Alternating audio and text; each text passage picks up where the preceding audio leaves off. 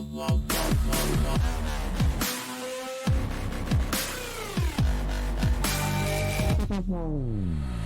of caps, he might take a lot of damage.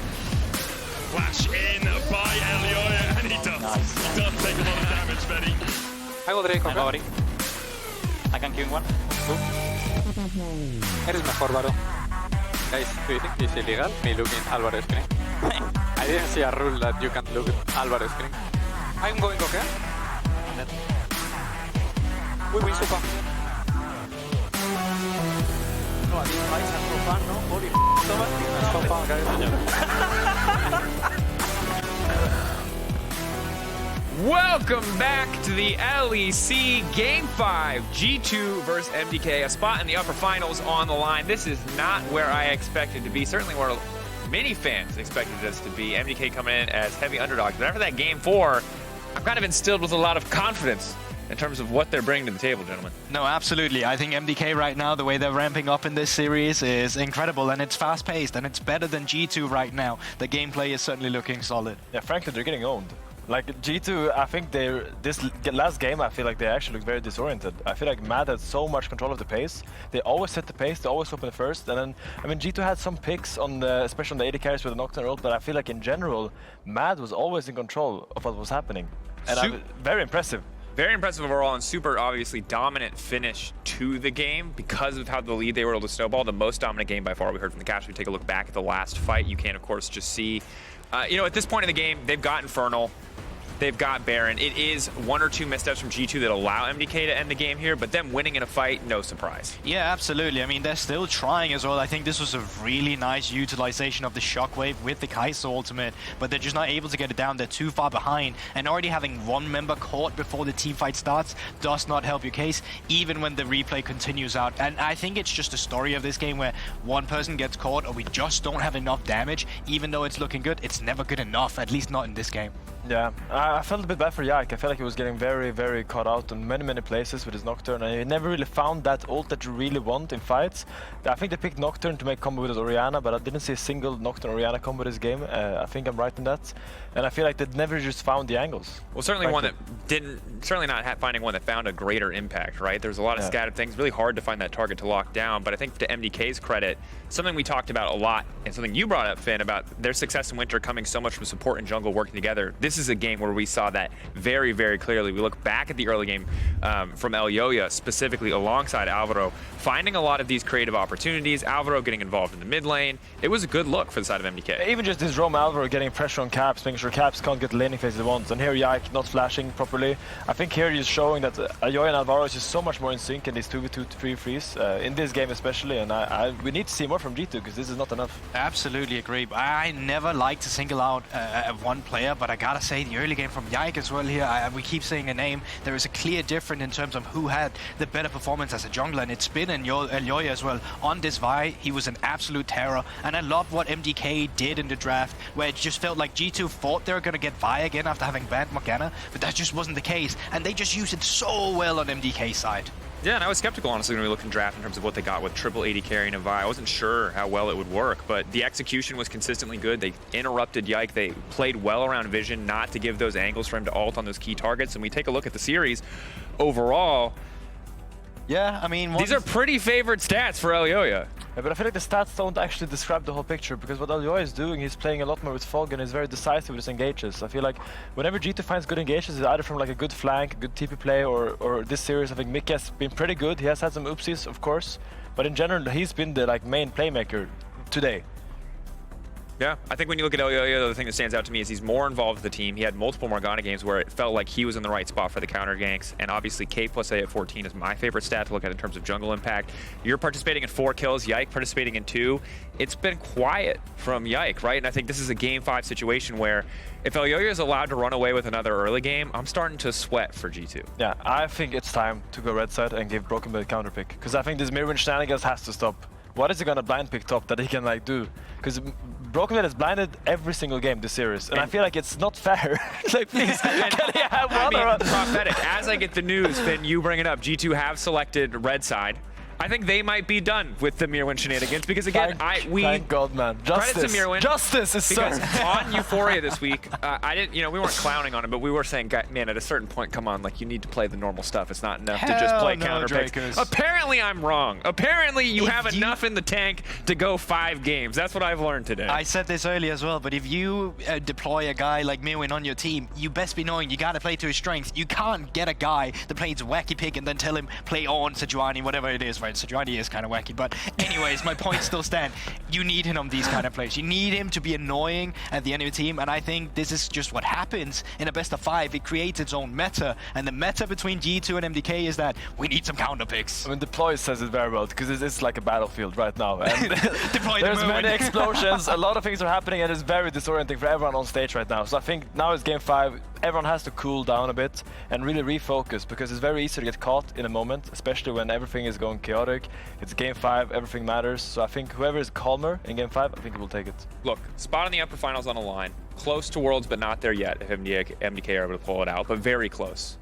Have they shown you enough that you give them the edge again in Game 5? G2 are a team who've come back from so many deficits, who have way more veteran players, but was that Game 4, did that instill you with enough confidence that either of you are happy to say, yeah, this is MDK's Game 5? G2 is always that team that's earned a certain degree of a pedigree as well in terms of how much you can actually trust them.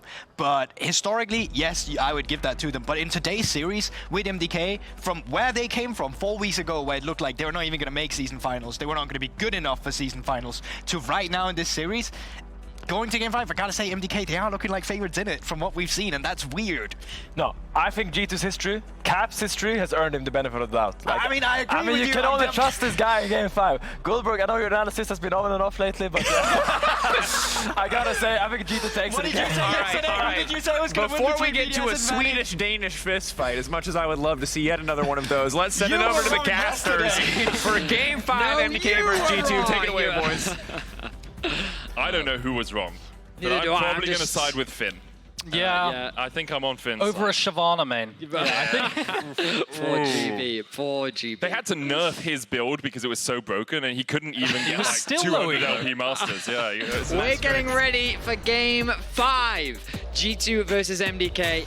The stories of MDK's demise seem to have been exaggerated. They're an organization that finds a way to Worlds. And with a win here, they get one step closer to achieving it once more. Yeah, super quickly for everyone at home, stakes are thus. G2 are already qualified to Worlds as at least the 3rd seed. If they place higher than that in the season finals, that's the seed they'll get. If G2 win this series, Fnatic will be going to Worlds as one of our top 3 seeds as well, because the lowest they can place in the season finals is 3rd. For MDK, they have to win this series and then probably one more series if they're going to make it to Worlds. It depends on the rest of the Yeah, it results. depends on the G2. rest. It's most likely they'll have to win 2 series to make it to Worlds. Or maybe a lower bracket run as well. Yeah, which should still be winning a series. For sure. He's new at this. They have Give him to a win 2 Sorry, series. I wanted to contribute. No, my wording is wrong because they do have to win 2 Anyway. series. Anyway, into draft. G2 on the red side. Kalista, MF, Ashe banned away. Aurora, Morgana, Ezreal banned away. First pick by. Immediately, you mentioned it earlier, Zeri into the buy, anti-dive, and they're running the it back. Zyra Draven. Oh Zyra, my yeah. goodness. Flex Zyra. I mean, blind picking Draven though, aren't there like... I mean, What are you going to do? Could have done outrange, but it looks like, I mean, you just commit to the Zeri flex. like, you could just do Zeri Ez again. MF is You good, can't but do that's also F bad. ban, but- Oh, right. There's a lot right, of good reasons why this Draven pick is decent, right? Because MF's really good into it, Ashe is really good into it, but they're all taken off the table. They're already banned. I think you could do Jhin and neutralize a little bit, but that's not really super. So I wonder if they just concede and just pick a weaker laner. Caitlyn? I was You go thinking Caitlyn pressure, too. Caitlyn Karma or something and try and push it out of lane. It's difficult though, especially with 2 squishier Varus members. is also fine. Yeah. But they could just check the Zeri bot. We'll see. The Braum is going to come out. What would G2 respond? You could go Are they double gonna do ranged. Renata. Yeah, double ranged and punish the Braum for Ooh. being, you know, a blind pick. You could also do Rakan. I think Rakan's fine. Caps Look at has, Azir. he's just said, I hate AD's mid.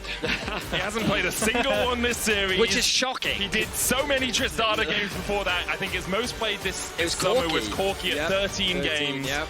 And now it's like, no guys, we're just gonna play mages again. So the weird thing is they've committed to double AP mid jungle. Now that screams to me double. Do they want double range with the Zyra support? Okay.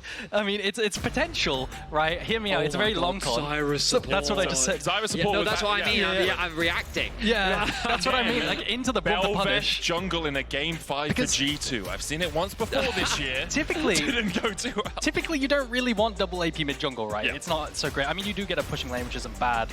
No, bro, if they put the Zyra support, I would genuinely love that. I think Zyra support is such a good switch up. But you could also just do double range with the Renato or something like this. The problem is you need a melee support into the Braum, but that isn't always the greatest matchup. The Nautilus could come out and just handshake and that's all there is to it. Rakan banned away. So it's either jungle or support here, right? Depending on if that Zyra is being flexed. If you wanted to go Mickey for the jungle... It, right? I mean, it's just Mikyx brought it, but it's a Rell. And Okay, Rell is no longer a jungler, really, after the nerfs to her damage onto So they're giving Broken Blade finally a counter pick. Yep. He's going to have the freedom to pick what he likes. But if you pick 2 more AD carries, he doesn't know what he's playing into. Because it could be the Zeri, it could be the Smolder. So the blinds that work really well into a bunch of different AD carries. I'm looking at Camille, but it doesn't look like they're going to go for it. They're going to go for pairing with the Vi instead Ahri or Talia. Oh, Talia's banned, so the Ahri is the one they go for. So just bear in mind, I've seen Myrwn play Ahri top. Yeah, AD Ahri top. That was. I don't even think he was. Time, I don't think he was AD. AD. I think he just played AP Ahri top. He did it in the LEC, I'm pretty sure. Very Myrwn would to be look a back at his TF, history. and that's another AD carry. You could also do. Hang on! It's a Nidalee! It got buffed! Okay, so Nidalee got buffs. You got AD ratios, and I think this is Nidalee top lane. I'm going to trust you, man. I mean, I feel like it has to be, right? The biggest, and what do you pick into this? Well, I think you could just go Renekton if you want to, but you could also do Camille with the setup. I'm trying to rack my brain of counters. Irelia also got let's go! Irelia! Let's go! I mean, I think it's such a good pick into the matchup for sure. I don't know if I like it into Braum. Oh, I kind of want Finn. Finn is like an... we need to get some info from Finn. Yeah, we need... Actually, yeah, I'll talk to producers. We'll see if we can get Finn. Finn is an expert on Irelia. If anyone knows this matchup, it's going to be him. Whether we can get a pip of him or some insight from him, that would be great.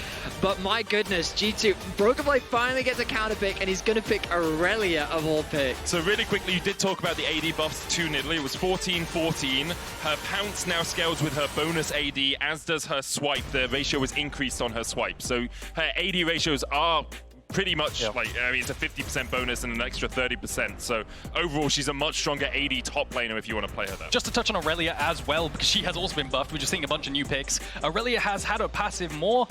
It's been buffed in. You have more consistent scaling on the attack speed, so you have more consistent strength in Did they also want dueling. to give her some more power in the early game Yeah, too? exactly, right. And that's through the more consistent scaling and the attack speed on the passive. So generally stronger, but what the thing is when you draft Irelia is you draft a bloodbath, because every single wave then becomes kind of like an objective you have to play for, because you can play so well on these waves, and you always want to be fighting on the Irelia. Super good into ranged, and it's an excellent counter here. My goodness. Game 5. Nidalee top versus Irelia. We've got... That's a volatile lane, right? That is very volatile. I will say, I mean, we're getting into game 5. This series has delivered in more ways than we expected. Mad Lions Koi have shown that their boot camp has paid off. The question is, what is going to happen in this early game? So I wonder what's going to happen. So immediately off the back, the wards up top side are going to be important. You send numbers up here to control the bushes and place a ward for the melee versus range matchup. And the reason you really want to do it is because Myrwn has been so impactful throughout this series. Because game 1 didn't have the highest damage. Game 2, most damage a minute we have seen on Corki in the LEC this split. Game 3, almost 1,000. Game 4, about 760 here. They try and get the ward in. But we do have Finn coming to join us on the desk as he gets ready. I'm probably just going to take a back seat while you guys talk, because I feel like this is an analyst zone. All right, let's just do a test. Yeah? Finn, can you hear us? Finn, can you hear us? Hello, welcome to the analyst I'm going to sit test. back here. We've got Irelia versus Nidalee. Are you serious? Yeah. I was gonna say that this is the day we're gonna get Nidalee top, because it's been buffed. She has 80 ratios on her W and E now in her melee form. So basically what Myrwn is gonna try to do, he's gonna try to set up traps on both sides of the minion wave, so when the Irelia will walk to the wave, she will get trapped. And then if she gets trapped, she can jump on him and trade. If he doesn't get trapped, then Irelia is going to try to stack her passive on the wave and try to crash 3 waves. So this is going to be a very interesting moment here. Like, is he going to get trapped or not walk into the wave? It's so tense right now. Okay, the moment of truth. I'll be honest, didn't think it was tense at all until you explained it for us. No trap. Yeah, but he's walking into the trap, yeah. So now Irelia really wants to make sure she can crash 3 waves, because if she cannot, then Nidalee is going to have all the agency. Because as you see, Nidalee has Ignite, and that means a lot of kill pressure. That's true. I mean, are you still on Irelia 1 trick? Do you associate yourself with the Irelia 1 trick? No, it was a while back. But you see, Broken is actually struggling here, because he actually went Doran's Blade. So, meaning these pokes are actually going to stick to him. Because usually you go Doran's Shield, and you can like kind of heal up and sustain through all this Nidalee poke. But now he really needs to commit for this all-in because he doesn't have any sustain in his... Do you think he goes D-Blade here because he's expecting attention from Zyra as she full clears up the top side? And that way she can bail him out a little bit from the gank? And I mean, if you go D-Blade, you try to go for this level 3 all-in. You try to kill all the free melees with your Q, get 4 stacks, and then kill hard versus Ignite though, right? Because that changes the threshold. Yeah. So probably what we're going to see here is a pretty slow game because now Myrwn just got control of the wave and is going to try to push every wave and poke him slowly down and then look for a kill angle with his Ignites. So, when we think about Irelia, what do you think about Irelia in the context of this comp? And like, because Irelia is obviously a very difficult champion to play. I think it's a very hard Irelia game. I looked at it, I really want him to pick Jax this game, because I think it's really good against the Zeri and the Vi, but he actually went with Irelia. It requires a lot of finesse in teamfights to navigate these fights, because if you go in too early, you're going to get Braum stacked, Ahri ulted, and you're going to give Ahri a free reset. Broken Blade is going to get the stun, dashing forward, dashing back as well. Can mitigate some of the damage from Nidalee up there. The last time we saw Nidalee top in the LEC. Flash, Shadowing Strike. Barrier coming out from Supa as Hansama looks to trade in. Supa trying to get away, but with the Ignite, taking the unbreakable flash from Alvaro. Stop Hansama from getting the final auto down. He may pay for this with his life. He will, but Supa survives. Hansama Draven, baby. It always delivers. Hansama Draven, they find a 2v2 kill. When the pressure is on, he steps up. I mean, we were so focused on the volatility of this top side of the map. You got to remember, this man is 12-0 on G2 when he's playing Draven. But now Elyoya makes his way top lane. This is looking very nice for Broken. I don't think he has this. I think with Ignite, he can actually take him down here. Jumps forward, gets knocked back with the Spear Vault Breaker. Spear misses. I'm not sure if it matters, Finn. The intricacies of the matchup not as important as the fact that it was the 2v1. Doesn't matter how fast you dash if there's a jungler there. But so, even if Irelia falls behind, do you think in the context of the matchup it's a huge loss? Like, is it very swingy?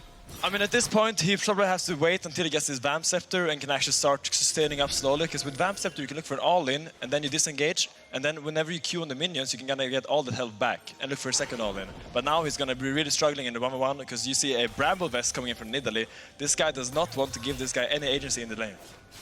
Turn our attention back to bot, though, as Yike is hovering around with Mikyx. Remember, there's no summoner spells at all.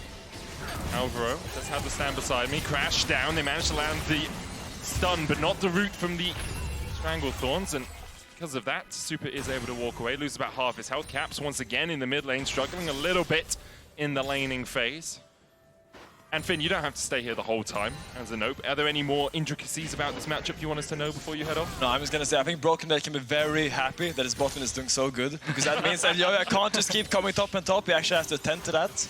Because if Elyoya would be able to always go top now, Broken would be in a very tough spot. And again, can you just run us through builds that you expect for both top laners? I imagine we're going to see some kind of on-hit Nidalee build, usually with a Trinity Force into tank items, maybe a Thunder Sky, while Irelia is going to go for the Blade into probably whatever tank booster item she feels like, Wits and something like this. Great, well thank you so much for your insight, Finn. We really appreciate it. So that was Finn, top lane extraordinaire. Brilliant. Absolutely excellent insight. Is Fresskowy now looks for an all-in onto Caps. Goes in, Caps has to flash away. The charm came out from Fresskowy, kind of predicting where the flash may go, but Caps was able to get to safety for the moment at least.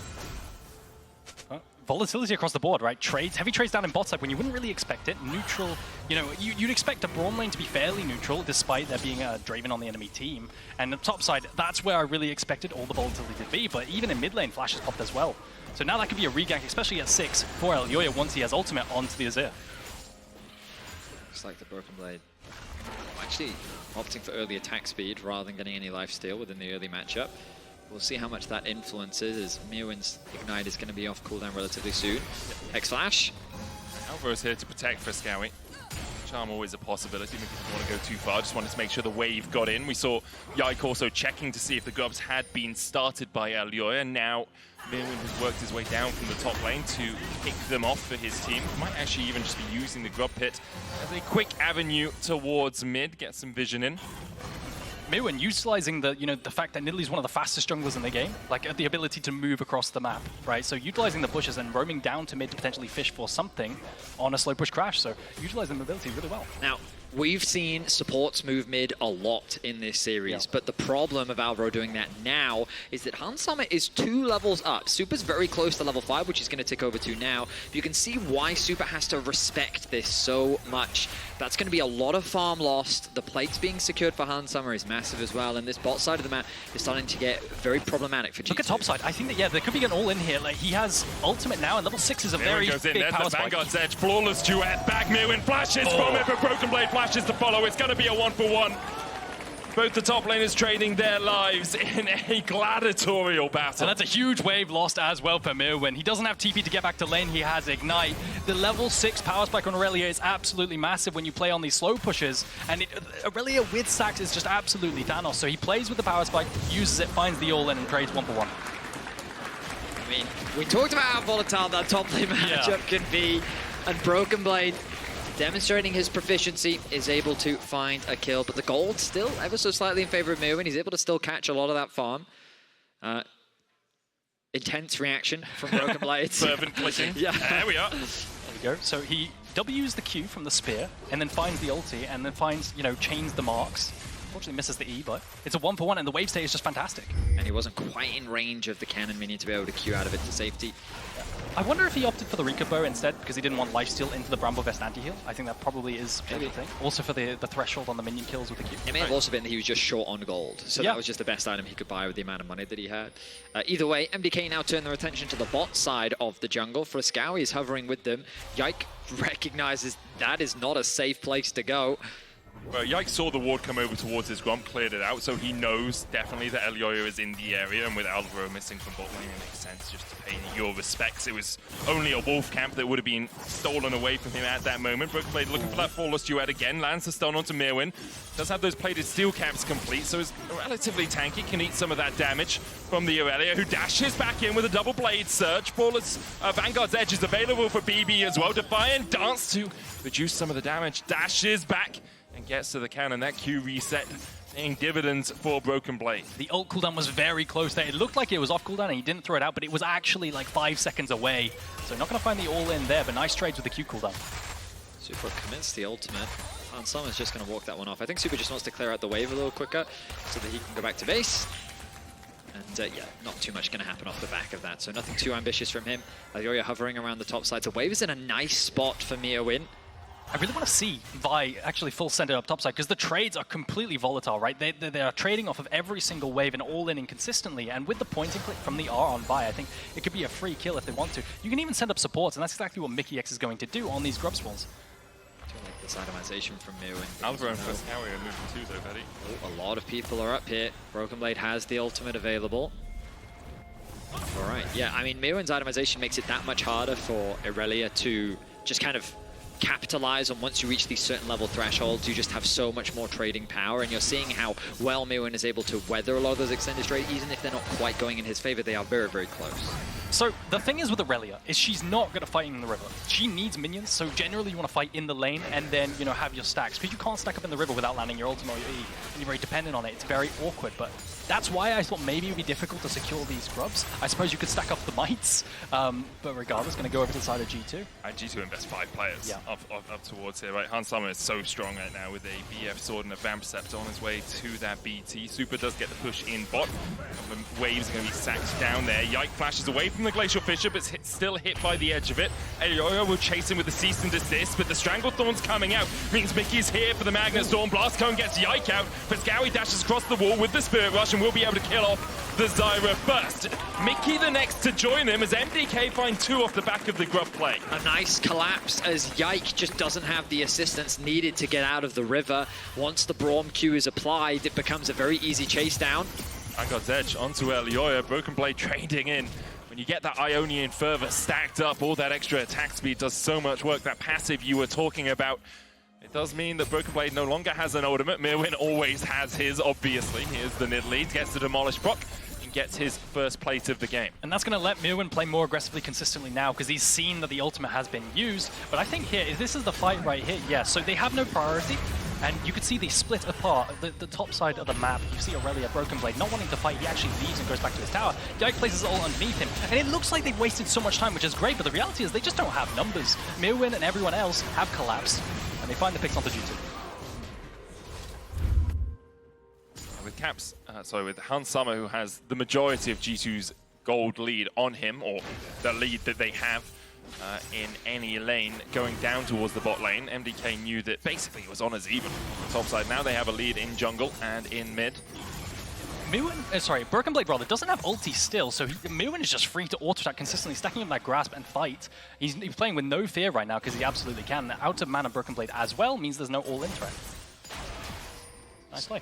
Small level advantage for Broken Blade, but that should be closed. Yeah, as Myrwn ticks over to level 10 just now. Now the thing is, this champion, it really doesn't, Nidalee rather, it really doesn't contribute that much in terms of utility. It gives a nice amount of attack speed, you know, for Supa, I think 70% attack speed or something like this, it's super nice. But outside of that, you just kind of have the side lane and hope your lead is big enough to the fact that you can be a side lane threat.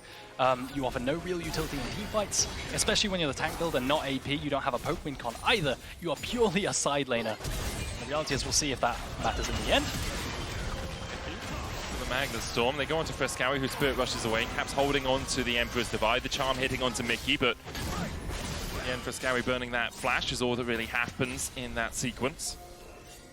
And now I'm looking at the next game booming thing, I think, is Hans Summer's stacks, right? If Hans Summer dies with these stacks, or if he manages to secure them, it's going to be massively influential for the game. Yeah, it's about a 700 gold swing from the stacks, right? 2.5 off each stack, so I think. Here we go. Yeah, exactly. Keep your eyes on top lane. Recall comes in from Broken Blade. Blade of the Ruin King now finished for him. Trinity Force well on its way for Myrwn, but he's going to push out that top wave, and it looks like Broken Blade is not making his way down. Makes sense. Someone has to be careful here as more control is gained from MDK as they start to make their way through the bot side of the river. But they don't want to commit. All right, so no Dragon Stun actually from either side. Yeah, I think if I'm the side of G2, I want to look for a timing where BB can TP, because then you flex that TP advantage that Myrwn doesn't have. And that way you can get more of a convincing fight so that Draven doesn't risk losing the stacks because you have numbers advantage. So what I want to see now is BB get the push, threaten with that Blade of the Ruin King because you're so much stronger right now, and then convert that into a TP potentially. Interesting to see Mikyx decide to go for the Symbiotic Sneakers, or Symbiotic Souls here. And that's the actual name, the Symbiotic Souls, is that actual name? You said sneakers. Yeah, I know, but that was like my little, you know, I thought it was funny. Yeah, it was. Yeah, because it's not something we commonly see. Like, in the past, sometimes you see a support go Mobies, especially in solo queue, just to get around the map a little bit more. Symbiotic Souls were one of the only boots that were untouched in the boot changes on 14-15, didn't have their cost increased or anything because they were underperforming compared to other boots. But what they do give you is basically an empowered recall every time you want to recall, gets you a bit more tempo on the map, and gives you that move speed when they upgrade after you've moved the requisite 150,000 units across the map. Do you want to know my favorite Symbiotic Souls tech? Yeah. Fly them on Action and spin around a tower. And they stack. And they stack. Look at bot lane. Caps is here, TP in, Lightning Crash from Supa, eats an axe. Double TP's invested, the Emperor's divided to the whirling death. And there's two already for G2. One exchange as Mikyx falls for Fresskowy under the tower. Doesn't really have a leg to stand on anymore. His jungler's in mid, his top laners in top, surprise, surprise, but no TP on the Nidalee means that he can't react to this. The charm goes down, Caps not tanking the tower, uses the shield, Fresskowy gets one. But in the end, it's a 3-for-1 exchange and the turret to boot for G2. And there's the TP we wanted from the Irelia down into bot side. Myrwn does get the cross map with that Sheen, making it easy to secure, but they also get the mid-tier one as well, so slightly favoring MDK because they find Caps in that dive. Yeah, I like the way in which MDK respond. Ultimately, MDK still get 2 kills in that bot side play. They unlock a lot of map control just by securing those outer towers. And while Broken Blade does find some kills, the goal difference between the top laners isn't that big of a deal. Trinity Force now completely scripted for Myrwn as well. Yike is forced to retreat, but let's look back at how this dive came to be. Yeah, so the dive starts, and in the end, I wonder how Caps manages to take aggro. I think they tried to take turret before the dive comes through, but regardless, it's a massive numbers advantage for G2. The dive comes through. Supa has barrier and bone plating, but he falls instantly, and you can see the power of Rell with that Blade of the Ring kick. Fresskowy utilizes his mobility very well, positions in a way to make sure that the charm connects onto Mikyx, who is taking that tower aggro, and then the team, knowing that they have numbers advantage, want to get the extra kill here. The charm comes through. Ash is in at the end, Yeah, I think he wanted the shield from his E, right? But I wonder why no one else took aggro beforehand. Maybe they thought they could take the tower beforehand and just dive. But still, slight blunder from G2. Regardless, still a decent play. For Fresskowy, though, means he's sitting at 3-1-1. Malignant's already complete on the other side. Caps yet to pick up a kill this game. Gold basically even, about 500 between the two teams. 2.5 minutes, though, on the next Drake, and G2 have secured the first 2 of the game. We won't be seeing 6 grubs anywhere, as it's only 3 for G2. And with the Rift Hole being used mid to open up the tower, the next neutrals are that Dragon and Baron in 3 minutes' time. So now I want to see them facilitate Myrwn. He has that Triforce completed, is incredibly strong, and you can see what G2's done is they've matched Caps into him because Myrwn is full armor. They don't want Irelia into that, and he can defend Myrwn pretty easily. So the side lane threat is going to be neutralized a little bit, whilst BB looks for potential plays on bot. And BB's gone for the more traditional hunter sort of route instead of, picking something like a gun if you want to shoot a Predator. Instead, he's gone for 2 bows. 1 recurve and 1, traditional English longbow if he needs to go long range. So double recurve for him right now alongside of the Blade of the Ruin King, just giving him that extra attack speed. It's Bloodthirster for Han Summer, and he has a BF sword in his pocket. Now finishes it into that Essence Reaver. He has to be careful because he might be the one hunted as Elyoya and Alvaro once again. Great to see this synergy return for that jungle support duo. And it's really done MDK so many favors. They set their sights on this bot out of tower. How will G2 respond as Myrwn now makes his way down? It's a very scary fight for G2 because BB has no wave to play on, right? So he has to sit way back and he doesn't want to fight without it. The Braum CC coming in with the Vi CC as well could be stacked up really fast, so they just give it up. That's the 3rd outer for MDK. 3-1 in terms of turrets. 1.5 minutes on the next Drake. G2 trying to get prio around mid, but Myrwn clearing out the wave effectively. As you say, with that Triforce, pretty powerful right now. The game goes on, kind of falls off in terms of utility for the team, and those spears, they hit, but they don't connect in the same way an AP Nidalee would. The heal from Myrwn will give attack speed, though, as Cap slides in. Myrwn takes a chunk of his HP for this. Han Summer gets the knockback. Whirling Death has to be flashed. Caps flashes forward, though, and Myrwn healed up just enough to survive. Now Caps going golden. Mikyx with the Magnet Storm blocks Alvaro in his tracks. The cease and desist from Elyoya in the backline now, and now Mikyx underneath the tower. MDK have reacted perfectly to G2's dive in the mid lane. As you rightly said, the flash comes in from Fresskowy. Broken Blade now joins the fray. Does he have the tools? He has the flash ultimate available, but MDK, they disengage. Elyoya's target selection continuing to be strong. 2-0-3 on the Vi as MDK find another massive fight. It starts out with a blunder from Caps, overextending under the tier 1 tower, but then, G2, they double down. They keep trying to find these picks. Myrwn survives on this play because of the heal, which is fantastic, but then the play continues. GT keep trying to bail out Caps here. Mikyx actually gets a nice interrupt on the Vi Q here, I believe, with his ultimate, but then they're under tower. If this tower wasn't here, it would be fine, because it's super pretty with the amount of cancels they got, but the tower just does too much damage. You're able to tank up the ultimate as well, thanks to his ulti.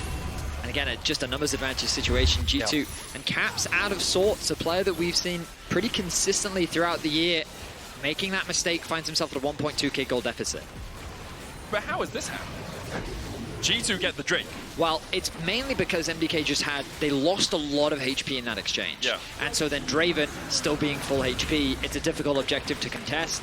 Yike is able to position himself in a way where they can quickly secure that objective. So instead, they turn their attention to the rest of the map. Now, so as you rightly highlight, G2 now put themselves at sole point, and both teams are going to be looking for a fight in the near future. And MDK do have this deep vision that was placed while we were in that replay, which is what Mikyx is now trying to clear out. No vision around the Baron. MDK can look for that. Mikyx stepping forward. Bolt Breaker just short. Shadowing Strike will get the stun. The Magnet Storm coming out as well.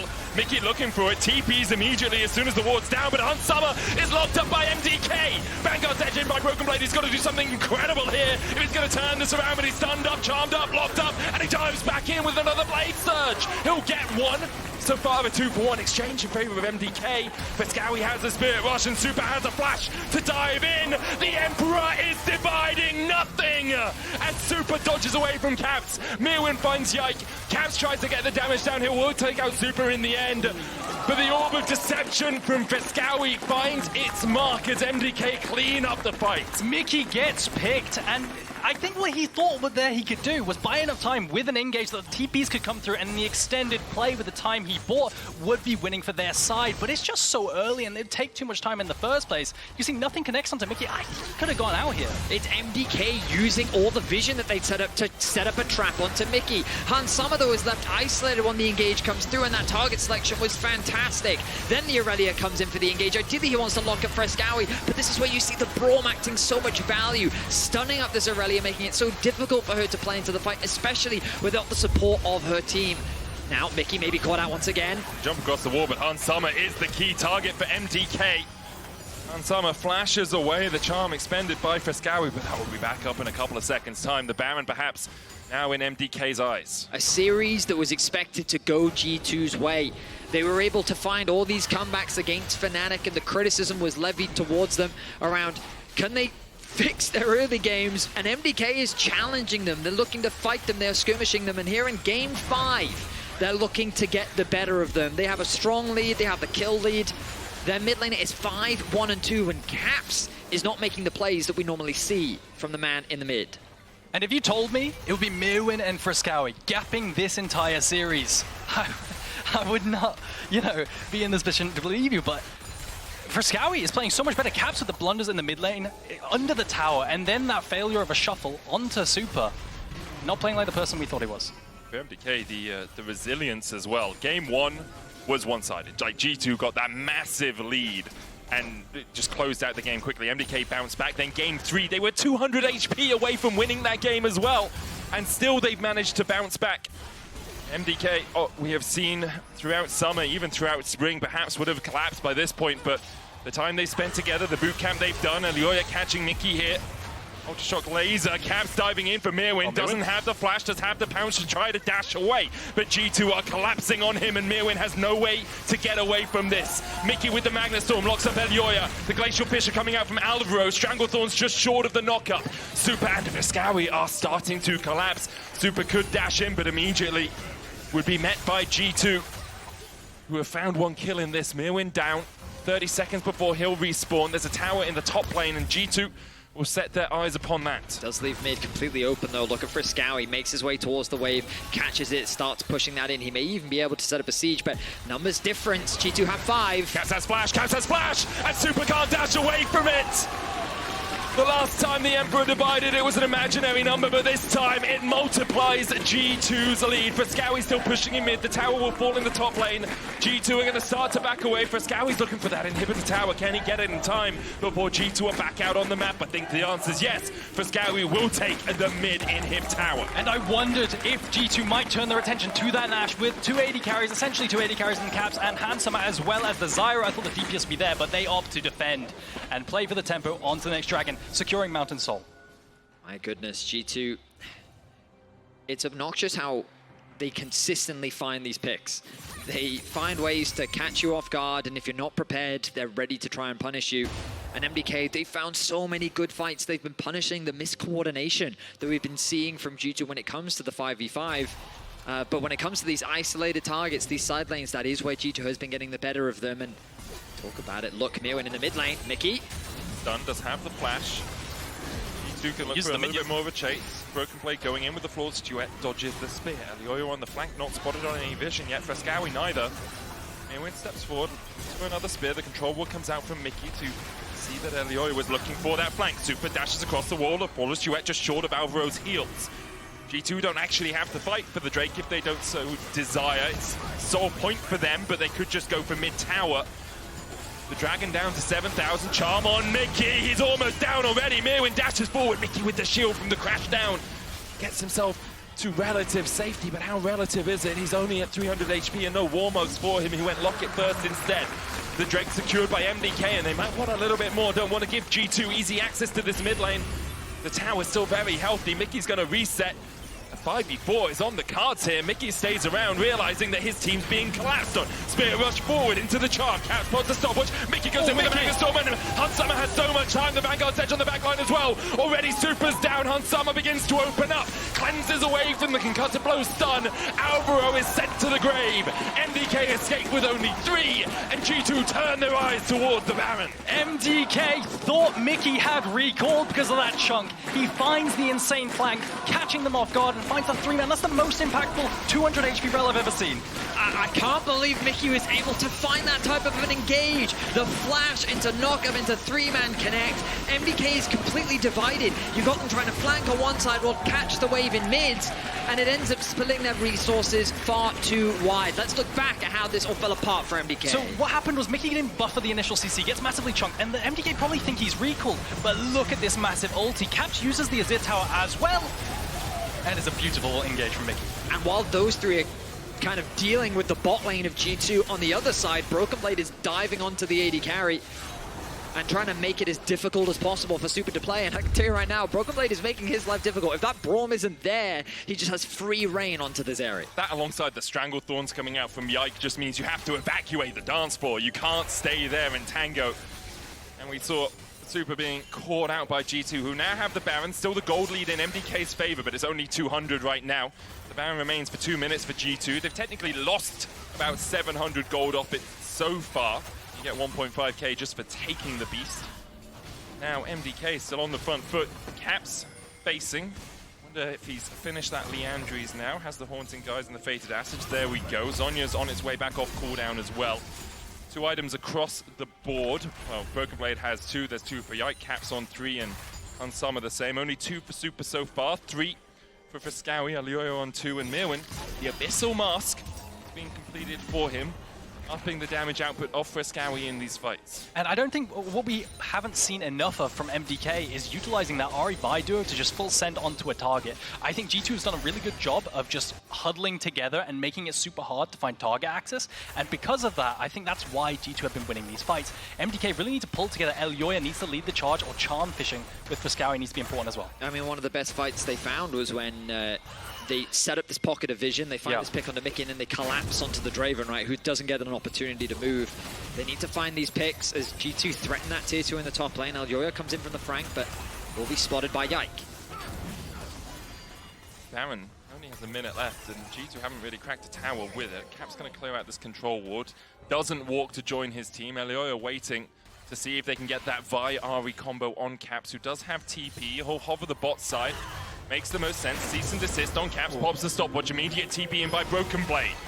Charm goes wide, and Elyoya and Fresskowy can get out of dodge. But that is the exact type of play you were just talking about, Eragon. MDK tried to go for it, but the Zhonya's provides the space for Caps. And now look at this mid lane tower. It disappears. The top lane is sure to follow. G2, off of a single fight, have swung the momentum of this game. I was worried there. I thought Caps might be going for something crazy with the minion wave under the tower with a shuffle, but he doesn't go for it. They can play mid into side and play for this cannon minion to hit that tier 2. And the Baron should expire soon. And next wave is on its way. They might have 3 or 4 seconds with this wave buffed up, but Baron about to expire. Mikyx flashing across the wall. The Stranglethorns. G2 know this is their opportunity to crack through that turret, and they'll do exactly that.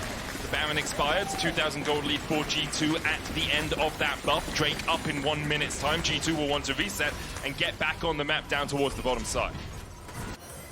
Dragon spawning up now as well. Immediate recalls, like you're saying, coming through. They want to get down to the bottom side to set up vision for this, because if they're late on the objective, that pick potential from the Vi and the Ahri can be incredibly deadly.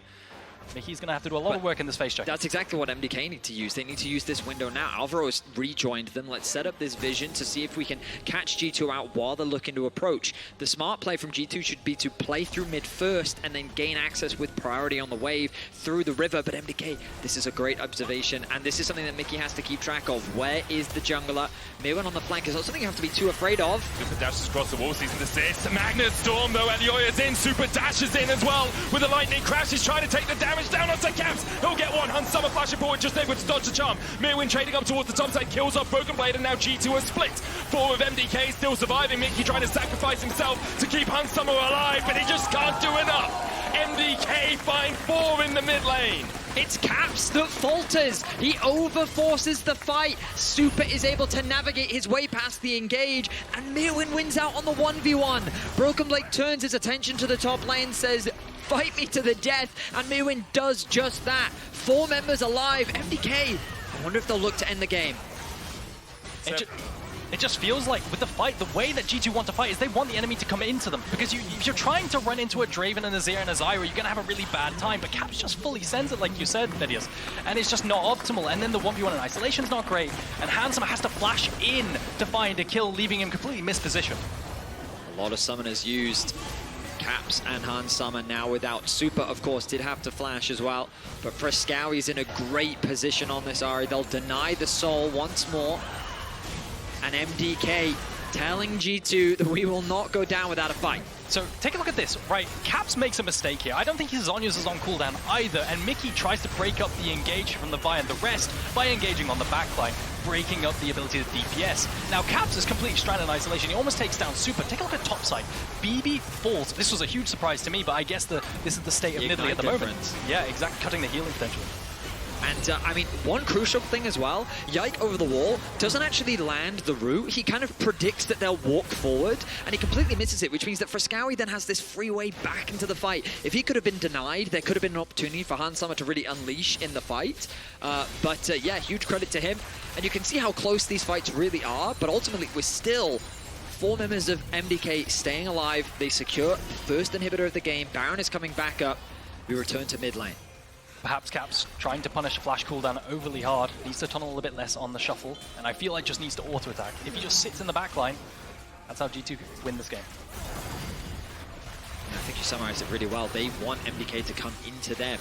Vi diving in, Ahri trying to follow. They have so many tools to disengage and then go for a re-engage. But patient play for that. Next flash. This Caps is going to catch the wave. The upside now is they have Zhonya's on the Azir, right? So this dive is going to be a lot less painful. I think that was a really big blunder. Maybe he didn't realize his Zhonya's wasn't quite on cooldown. Off cooldown. Off cooldown, exactly. We're looking for a possible flank position here. On the line between these two teams. Alvaro's going to get stunned up. Glacial Fisher coming out. Fresskowy waiting around the corner. Lands the charm onto Caps. And Caps is sent packing. Now G2 in a 4v5 have to find a way to fight back. But Elyoya will not give them that opportunity. It's a beautiful fight from the Mad Lions Koi. And they roar into life here in Season Finals. It's a one-sided ace and a massive upset as MDK have done it. They will take down G2. For the first time in 2024, Mad Lions Koi will take a series off G2. And what a series it was. They'll face Fnatic in the upper brackets. They will knock G2 down. A team that didn't win a single game in their playoffs, in summer playoffs. A team that barely even qualified for that playoffs. They made it to Season Finals on points. Takes down the Summer Split champions 3-2. What a crazy glow up. From getting 0-2'd by K-Seat and spending 4 weeks developing your own meta, your own picks, and really thriving now clearly against the best team in our league. And, I mean, you made the comment earlier. If you came in today and told me that Fresskowy and Myrwn would be getting the better of their counterparts, I would not have believed you, but they shone so brightly today. And it was an exquisite moment. Sure, there were moments where they were getting caught, there were oversteps, but ultimately some very impressive play as MDK take down G2. And you can vote for 2 of those MDK players in our Kia Player of the Series. Vote at LEC on X. Myrwn, Elyoya, and Fresskowy are your options. The top side had a field day. Obviously, Alvaro and Supa had some great performances as well, but those 3, the Fresskowy, Myrwn, Elyoya combination really popped off today. I do think it was the Myrwn for me. I think Myrwn's the X-factor of the pick. The Corki game alone. All of them, honestly. They're all fantastic. Outside maybe the Lulu one, even he won lane there. Regardless, I do feel like G2 were experimenting. No AD carries in the mid lane. I mean, there were question marks around their meta read in the summer finals, and again, like we look in today, like 0 AD carries played in mid, not even a priority on the Corki. Aurora permanently banned by them. The bigger thing for me is that MDK, I feel like, ever since winter, identity has kind of been the conversation that we've had, where like they haven't really had one. They've constantly been trying to find their foot in the meta, and now I feel like it's clear as day. You know exactly what you're going to get from this team. I feel like that they 5 AD carries But I every also game. think that they have some versatility, mainly from that jungle role. Morgana in the first half, Vi in the second half, Elyoya showcasing both that kind of defensive playstyle and also the proactive. And did you see how much 509 in this game on the, for Elyoya? Like MDK have found that identity and impressive stuff. Yeah, it really was. And Elyoya is actually standing by with Trouble, who is ready in our Marriott Bonvoy post-game check-in. Thank you very much, guys. I'm here with the victorious Elyoya. Congratulations on that win. Thank you so much. Elyoya, what in the world? I want to get your first impressions, your first reactions, obviously, across social media and, of course, the people's sentiment, right? Like, why in the world is MDK in the season finals? Why they're here? Why do they have to play against G2? You come in, you take them by storm, beating the summer split champions. Give me your thoughts on that. I mean, about this, I have, I think, a really strong opinion because many people just said that we didn't deserve to be here when the format has been like this since the beginning. To me, it seems really unfair that we have been a better like a more consistent team than all others, and that's the reason why we are here. And I think today it showed up that we can be a really good team. Now, of course, there's a bunch of sentiment for previous iterations of Mad Lions that you have been a part of, right? And all the best ofs. But I want to get back into this series. It was a very tense series.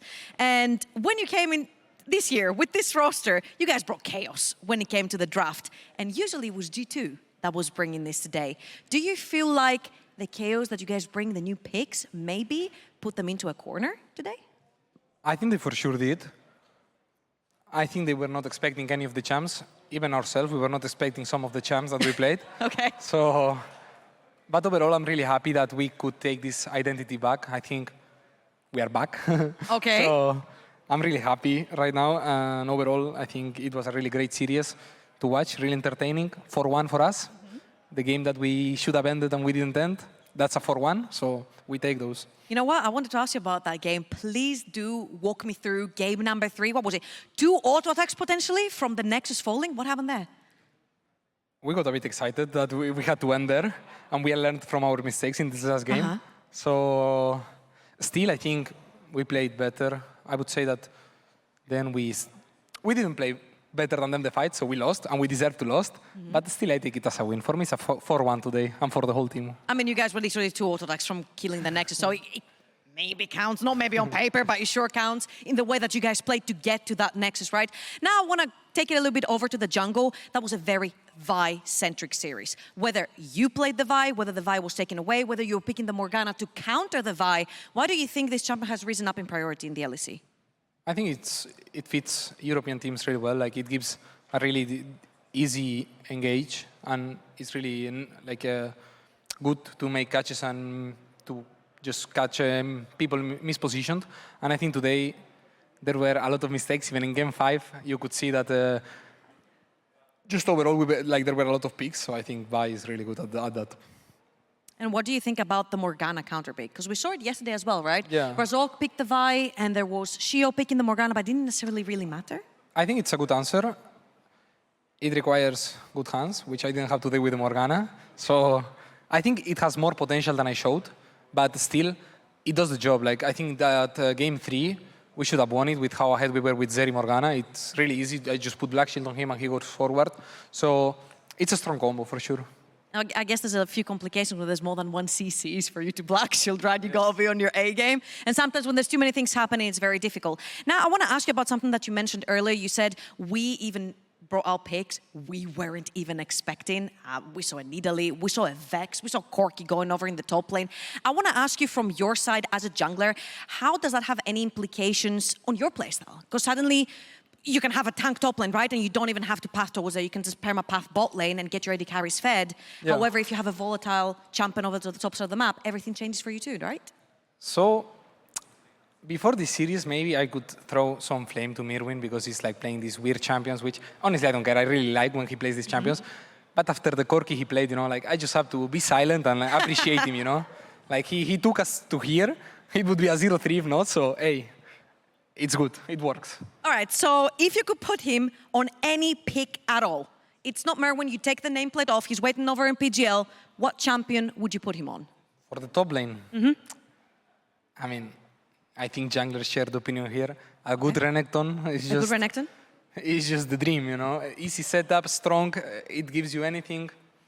Perfect. Thank you very much, Elyoya, for this interview. We're going to toss it over to PGL with Drakos, Finn, and Myrwn, and play some Renekton, man.